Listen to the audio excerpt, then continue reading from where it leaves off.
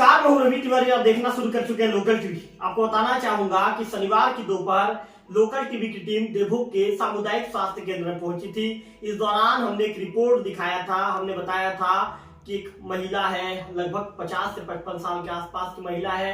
ये अपने घर से सुबह करीब 9:30 बजे के आसपास निकली थी और उन्होंने अपने बेटा और बहू से कहा था कि मैं शनिवार के दिन जो झाकरपारा में बाजार लगता है वो बाजार जा रही हूँ, बाजार से सामान खरीद कर मैं अपने घर लौटूंगी। इस तरह की बातें उन्होंने कही थी। इसके बाद अपने घर से बेटा बहू को बाजार जाने की बात कहकर निकलती हैं।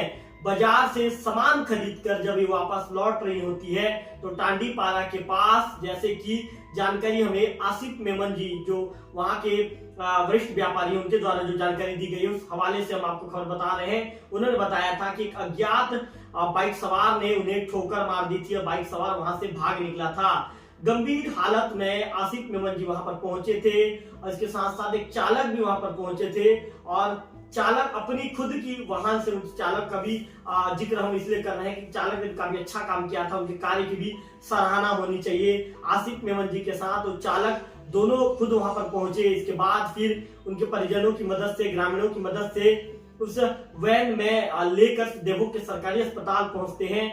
यहाँ पर मामले की जानकारी झाराबहाल के उनके परिजनों को लगने के बाद झाराबहाल के उनके परिजन भी सरकारी अस्पताल पहुंच जाते हैं। इसके बाद यहाँ पर प्राथमिक उपचार दिया जाता है और प्राथमिक उपचार दिए जाने के बाद डॉक्टर बीसी कृपाल मैडम उनकी गंभीर स्थिति को देखते हुए उन्हें उच्च सेंटर के लिए रेफर कर देती है। परिजन उन्हें लेकर उड़ीसा के भवानीपटना जाते हैं।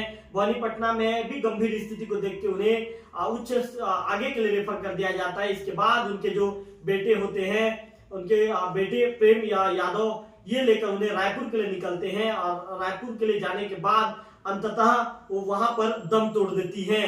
आपको बताना चाहूंगा कि कल देर रात, रविवार की देर रात, उन्होंने जिंदगी और मौत से लड़ते हुए जो गुनोबाई यादव हैं, जो लगभग 50 से 55 वर्ष की जो बुजुर्ग महिला है, वो अंततः दम तोड़ देती हैं। जैसा कि उनके बेटे ने जानकारी हमें दी थी, हमारे लोकल टीवी को शनिवार के दिन बताया था कि मां ने कहा था कि बेटा मैं बाजार जा रही हूँ, बाजार से कुछ सामान मुझे खरीदना है, सामान खरीदने के बाद घर लौट आऊंगी। लेकिन माँ घर से तो निकली, माँ सामान भी बाजार पहुंचकर सामान भी खरीदी, लेकिन घर लौट ना सकी।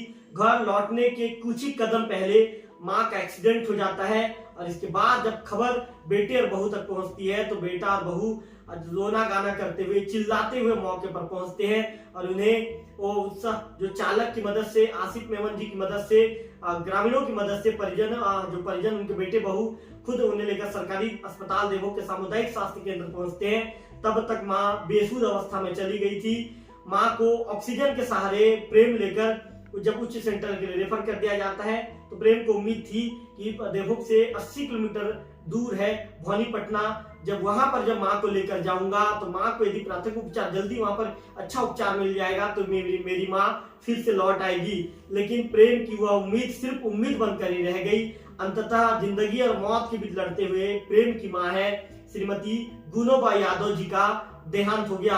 हम भी लोकल टीवी परिवार की तरफ से जो श्रीमती गुनोबाई यादव जी हैं उनके प्रति, जो मृतक परिवार उनके प्रति संवेदना व्यक्त करते हैं। गुनोबाई यादव जी को अश्रु पूरी श्रद्धांजलि हम भी लोकल टीवी परिवार की तरफ से व्यक्त करते हैं।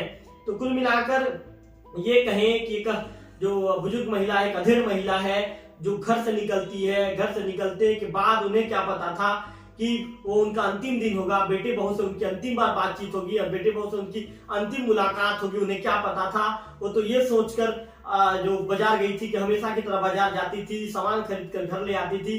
तो उनके मन में तो ये चीजें चल रही थी कि मैं भाई जब घर का कुछ राशन है या घर के लिए कुछ जरूरी चीजें हैं जो बाजार से मुझे लेकर आना है, उस चीज को लेकर मैं जल्दी घर तक लौट आऊंगी।